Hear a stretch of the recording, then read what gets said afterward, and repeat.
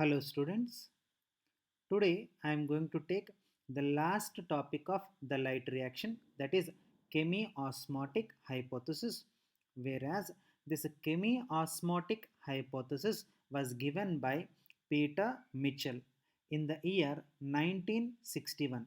As Peter Mitchell is a scientist who gave the concept chemiosmotic hypothesis, because he has given this concept is also called as Mitchell's hypothesis, and he gave this concept to explain the formation of ATP in chloroplast and also in mitochondria, because both these cell organelles are semi-autonomous cell organelles. That means they have ability to prepare their own food material, and they have ability to prepare their own proteins, their own what do you call it, DNA, and they can be able to replicate by themselves, so that they have ability to produce their own ATP, that means their own energy sources.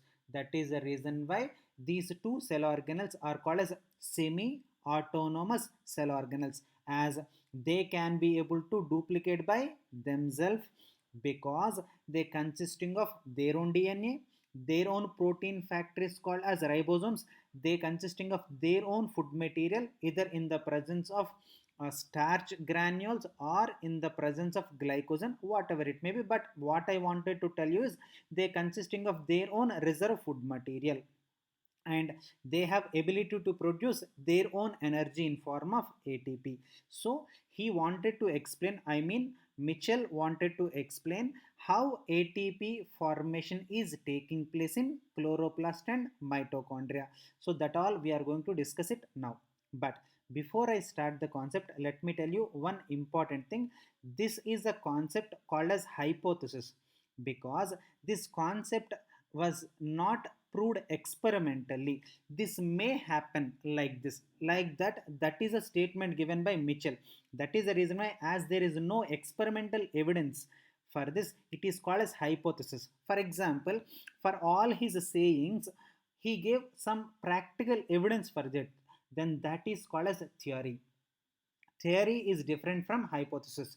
Theory means if any scientist gave a concept with a proper evidence, that means he can be able to prove that concept so clearly, or any other person who wanted to determine that concept, he can be able to determine that concept so easily, very practically, experimentally he can be able to prove it, then that is called as theory. Whereas hypothesis means this may happen, that means this is just a saying, but there is no practical evidence for this.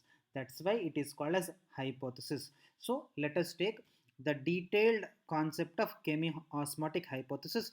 For that, you need to understand the light reaction. So I already explained light reaction so clearly, but for this chemiosmotic hypothesis, I am just giving a very brief revision of light reaction. Otherwise, you don't understand chemiosmotic hypothesis. So, as you all remember how this light reaction takes place. Now in the thylakoid membranes, you can be able to see two photosystems. The first one is photosystem 2 and the second one is photosystem 1, where the photosystem 2 reaction center is at the wavelength of 680, whereas the photosystem 1 wavelength is at 700. These all points I already explained while I'm explaining about light harvesting complexes and also in the light reaction. If you forget, there is no problem, it happens sometimes, it happens with me also. Again you go back and once again you check that video, and then again you can be able to recollect all the points. Okay, now these photosystem, now the somewhere here the light is there. Now the light, it propagates the what I call sun rays. That means it propagates the somewhere, this sun propagates its light in form of sun light rays, and this light rays, it consisting of small packets called as photons, and these photons are packed with some amount of energy called as quantum energy. Of course, quantum energy you can call it as radiant energy also, there is no problem, meaning is same, you use any word. Now whatever it is, now come to the concept. Now the light, when it releases its light energy in form of the quantum, this quantum it will be received by the photosystem too. So with the help of the with the help of the quantum energy, the photosystem too, there in this place you can be able to see the photolysis takes place. What is the meaning of photolysis? The process of the breaking of the water molecule is called as photolysis. Photo, what is the meaning of photo? Light. Lysis means breakdown. So in the presence of light, the water molecule undergo breakdown. That's why this process it is called as photolysis. Of course, photolysis you can also call it as hydrolysis. See, both the words are correct, meaning is same. You see your comfort and use the name. Okay. Now so because of the photolysis, this water it breakdowns to half oxygen, that means one oxygen atom, and then hydrogen, and then electrons. If you break one water molecule, then you will get two protons, two electrons, and half oxygen, as I clearly explained you in the last class itself. Okay. Now these protons they starts accumulating in the lumen of the chloroplast. See, this is the lumen of the thylakoid. Now this is all the lumen. You are following my arrow mark now? Now all these protons they are getting accumulated in the lumen, whereas the electrons, because still the light supply is there, the electrons they gets excited.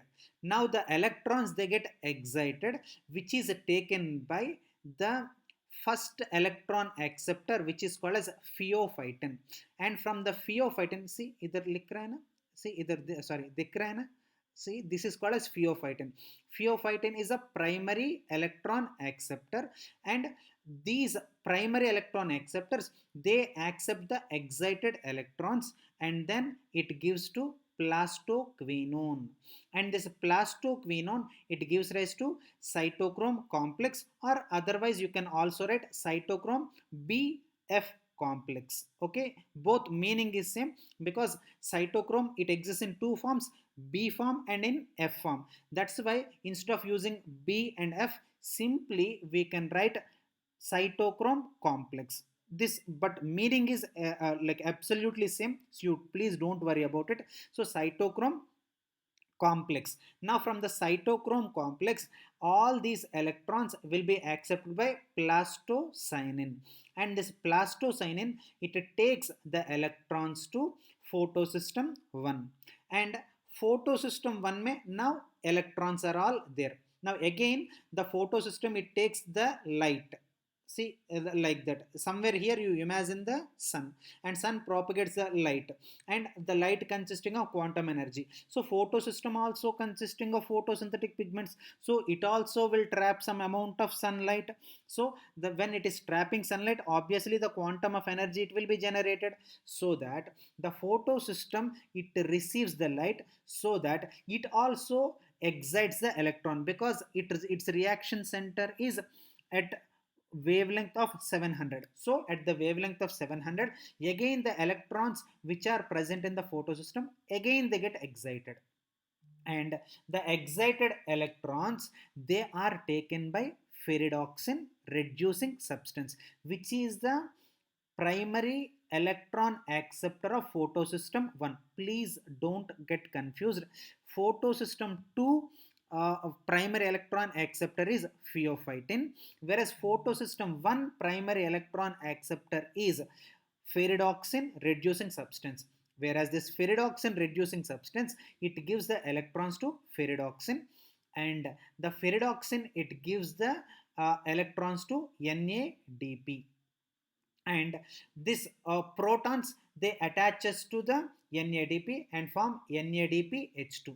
Now you understood na? Of course this all the points I already so clearly explained in the light reaction. But if I wanted to explain chemiosmotic hypothesis, again I need to explain the light reaction. Then only you can be able to understand. That's why I'm again repeating the concept once again, so that one way I can be able to explain my concept chemiosmotic hypothesis, and the second way you will get one more revision also. So let us come to, hope you understood now what is light reaction. I explained in a very brief manner. Now what is chemiosmotic hypothesis, I am going to explain now. Now see, in chemiosmotic hypothesis, the first point, due to the photolysis, the protons are getting accumulated in the lumen of the thylakoid. This is point number one.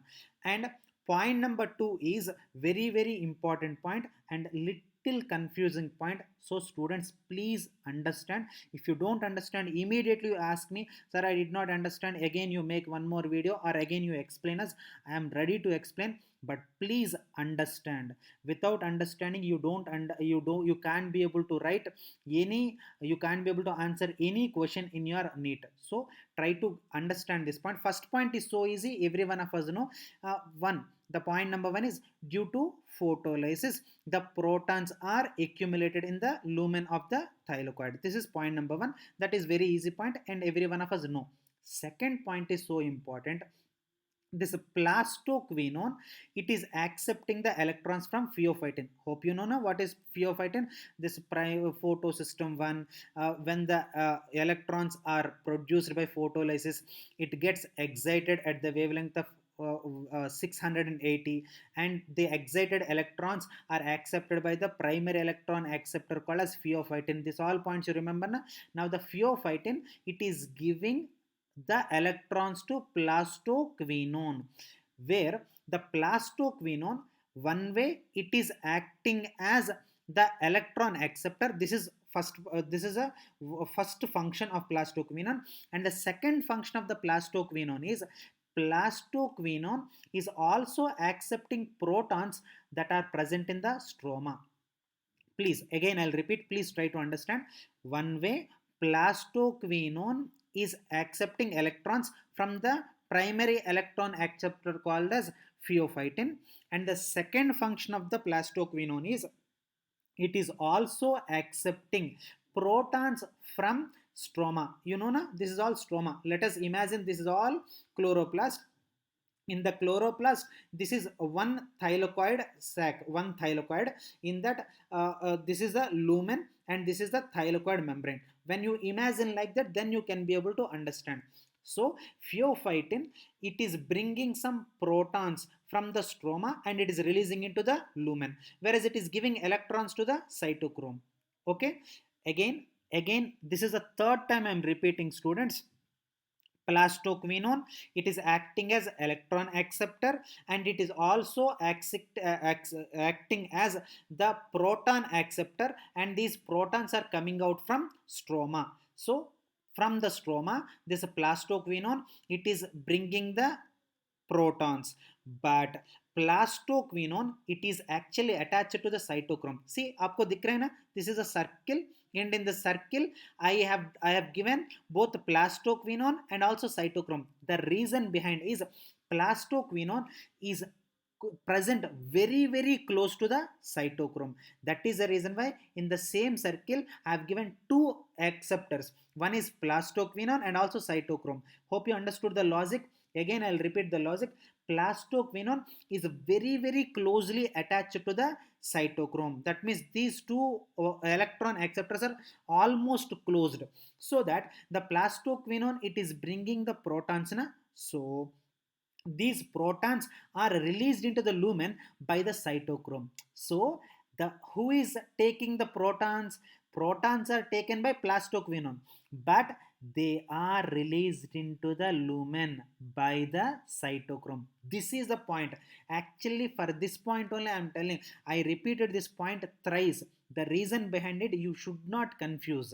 Plastoquinone is accepting electrons and it is also accepting the protons from stroma, but problem क्या है ना, it the accepted protons, it is releasing into the stroma, it is, sorry, I'm extremely sorry, it is released into the lumen of the thylakoid by the cytochrome. That is the point you need to understand. Whereas electrons are given to the cytochrome, and cytochrome it is giving these electrons to the plastocyanin. So electrons are going in their own way, but protons are, all these protons are accumulated in the lumen of the thylakoid. So that because from the photolysis protons are adding, and from the plastoquinone it is receiving the protons from stroma na, and from the stroma, when after it received through the cytochrome, it is releasing it to the stroma na.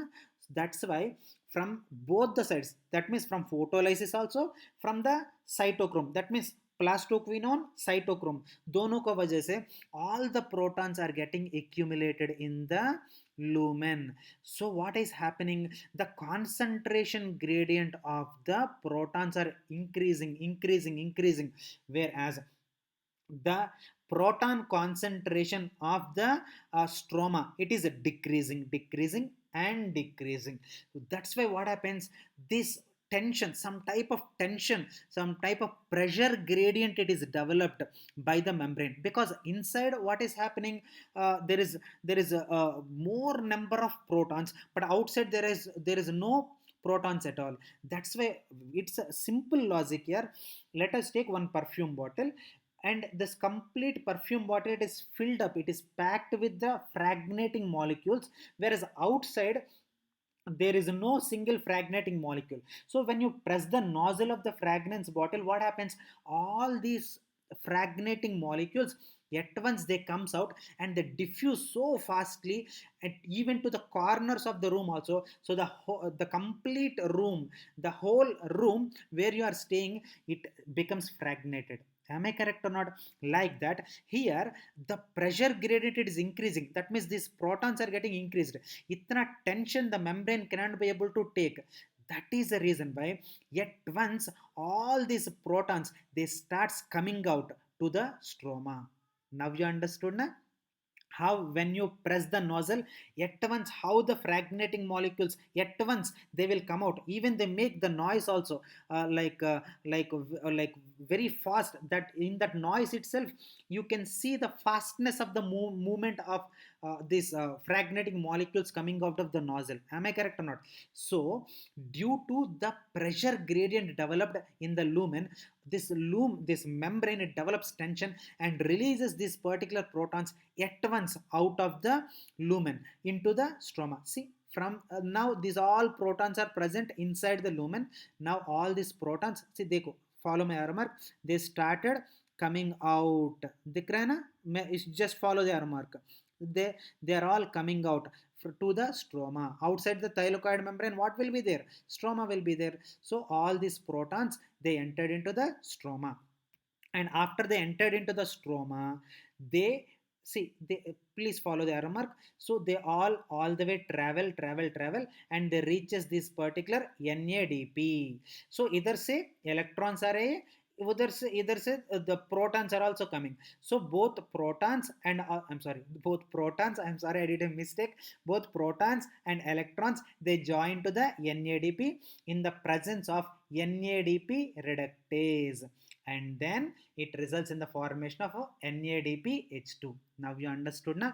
Now one more point, hope either tak samajh mein hai na. If you don't understand any single point, please ask me, definitely I'm going to explain it once again if you have any doubts. Okay, now when they are coming out, when the protons are coming out, either दिख रहे हैं ना आपको, two what I call oval shaped structures आपको दिख रहे हैं ना, and this is called as ATPase. This is called as ATPase. Whereas ATPase it consisting of two parts. What are they? The part which is present embedded in the thylakoid membrane, इधर thylakoid membrane है ना, and ये part है ना, it is present in the thylakoid membrane, and the part which is present embedded in the thylakoid membrane, that is called as F naught. Please understand this, this complete structure it is called as ATPase only, but it has two portions. What are the two portions? One portion which is present in the thylakoid membrane, and the other portion which is present freely outside the thylakoid membrane. And the part of ATPase, ATP is which is present within the thylakoid membrane, that is called as F naught, whereas the part, the freely floating part outside the thylakoid membrane, it is called as F1. So F1 plus F naught is equal to ATPase. And sir, what is complete name you are calling ATPase? उसका पूरा नाम क्या है? ATP synthetase or ATP synthase also you can write. See, meaning is same, you don't worry about it. Okay, when meaning is same, you write ATP synthetase you write, or ATP synthase you write, or very simply ATPase you write. No problem, meaning is same. Okay, again, just for safety sake, I'll repeat this point. ATPase, it has two portions. The first portion, it is present embedded in the thylakoid membrane. See, either membrane, then this is the first portion. And the portion of the ATPase which is embedded in the thylakoid membrane, which is called as F naught, whereas the portion of ATPase which is present freely outside the thylakoid membrane, and this portion it is called as F1. Now, when the protons are moving with a great force through the ATPase molecule, and this ATPase molecule, it converts this particular ADP to ATP by joining this ADP with one inorganic phosphate. So ADP, when it is joined with the phosphate, see, ADP means adenosine diphosphate. Now adenosine diphosphate, for this one more phosphate will be added, and then it results in the formation of ATP. Now we understood now. So the ATP production, it takes place in the presence of ATPase enzyme. Now we understood now. And then all these protons, they are coming out, and these protons, they all joined to the NADP, and the presence of NADP reductase and NADP reductase in the presence, and it is producing NADPH2. Now we understood now. So this is chemiosmotic hypothesis. Now let us take the theory part of it. Now, yes, during the electron transport chain of photosynthesis, the proton concentration gradually increases in the thylakoid membrane. See, during the electron transport chain, see, this is the electron transport chain from photosystem 2. These electrons are accepted by the primary electron acceptor called as pheophytin, and from pheophytin to, it is taking to the plastoquinone, and from plastoquinone to, it is taking into the cytochrome, and cytochrome to plastocyanin, and plastocyanin to what I call photosystem 1, and photosystem 2 FRS, ferredoxin reducing substance, and from ferredoxin reducing substance to ferredoxin, and ferredoxin to, it is going to NADP, and this whole thing, it is called as ETS. What is the meaning of ETS? Electron transport system or electron transport chain. So during this electron transport chain, what is happening? The proton concentration gradient is increasing in the thylakoid lumen. See, the proton gradient, it is increasing na. Why? Because the plastocyanin, one way it is taking, it is transporting electrons from pheophytin to pheophytin to cytochrome, and second way, it is also accepting protons from the stroma, and through the cytochrome it is releasing into the lumen. This all points you remember na, just 10-15 minutes back only I told you. Hope you remember all these points. So that is a reason why the proton gradients, the proton concentration gradient, it is increased in the lumen of the thylakoid. Point number 1 समझ में आया ना. Now I am telling about point number 2. There are 3 reasons due to which the difference in the proton ion concentration will be established. What is the reason 1? See, the reason 1 is photolysis. The photolysis, it is taking place inside the lumen of the thylakoid, so that the protons are adding into the lumen. Point number 1 समझ में ना. Point number 2, pheophytin I'm extremely sorry, plastoquinone, it is accepting the protons from stroma, and through the cytochrome it is releasing into the what do you call this lumen of the thylakoids. Reason number two, reason number one yadana, reason number one is by photolysis the protons are added. Reason number two, by plastoquinone, this from the stroma the proteins the protons are added by the cytochrome. Reason number two. And reason number three is protons are getting accumulated in the lumen, whereas the demand of the protons it is by the NADP, because NADP it want protons so that it can be able to form the NADPH2. So NADP it is demanding mujhe proteins protons de do but protons they are getting accumulated in the thylakoid. So because of these three reasons, see under बहुत so many protons are getting accumulated, but need किधर है, need बाहर है. Due to this the ion concentration, the proton concentration it is varying from inside of lumen to the stroma of the chloroplast. Inside क्या हो रहे हैं, high concentration develop हो रहे हैं, and outside क्या हो रहे हैं, low concentration, and these membrane it is developing tension. See, these are all like what I call, these are all like what I call panic situations getting established, na? That's why at once these protons they start effluxing, they start coming out with a great force through the ATPase.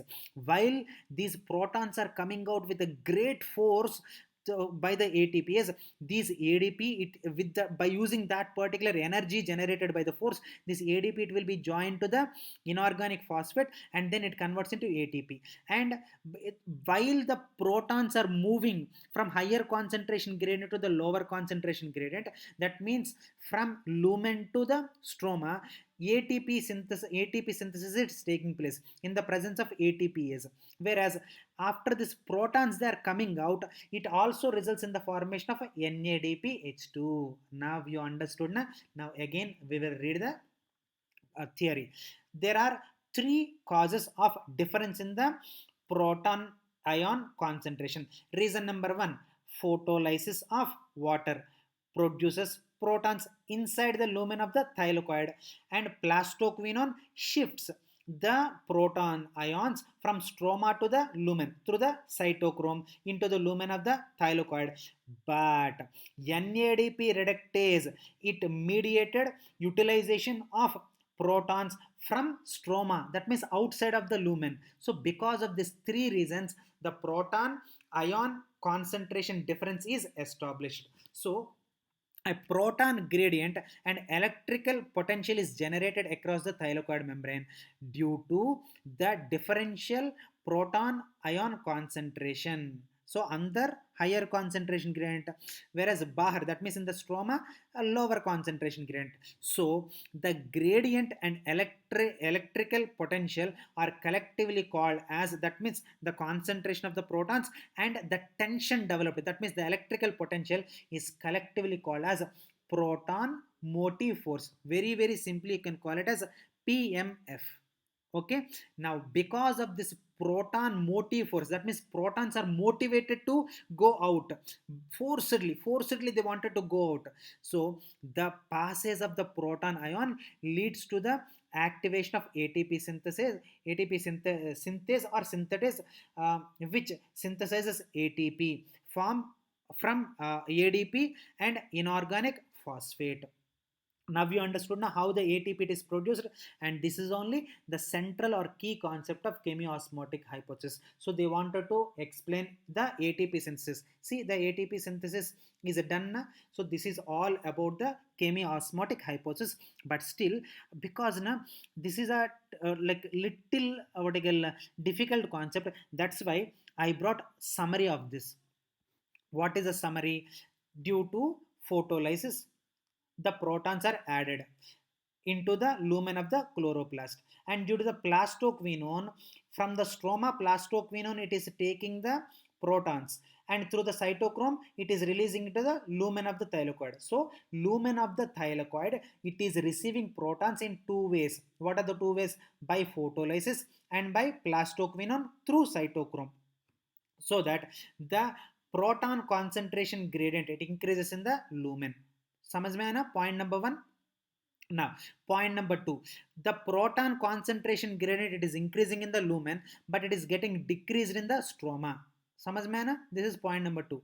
Whereas due to the difference in the concentration gradient, some proton motive force it is generated. आपको याद है ना proton motive force which is simply called as PMF. The proton motive force that means इधर ज़्यादा हो गया इधर कम हो गया, इसलिए some tension developed. So due to the tension, these protons are motivated to move out forcibly through the ATPase.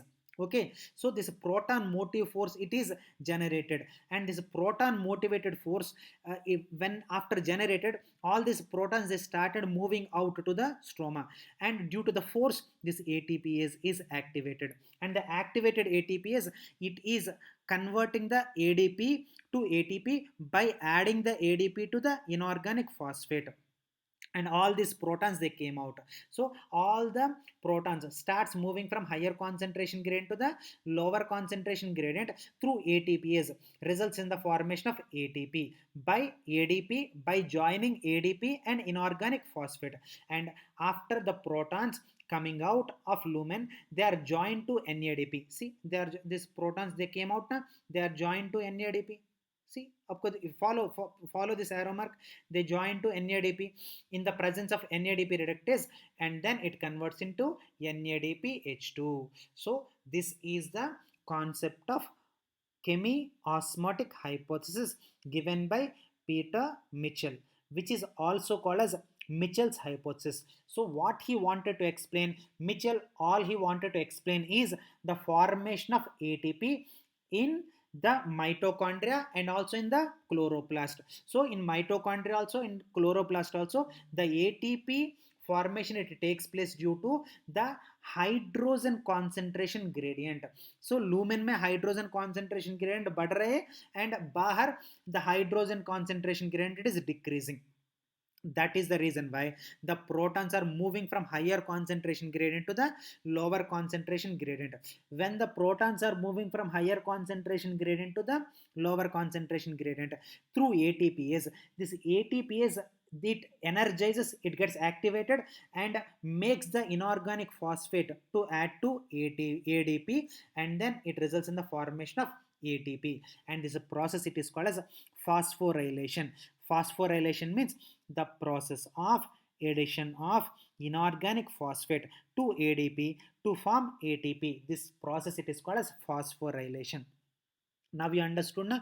Hope you clearly understood chemiosmotic hypothesis, but still if you don't understand or any little small confusions are there, please let me know so that I can explain you very clearly. Okay, uh, I will stop today's class with this, because tomorrow's class है ना, it is completely a fresh class, because with this I am completing the light reaction. As you remember na, the photosynthesis process it is a complex chemical process. That is the reason why it is divided into two phases. The first phase is light phase and the second phase is dark phase, and with the chemiosmotic hypothesis I am completing the light phase. So tomorrow onwards I am explaining the new concept that is called as dark reaction of the photosynthesis. Thank you so much.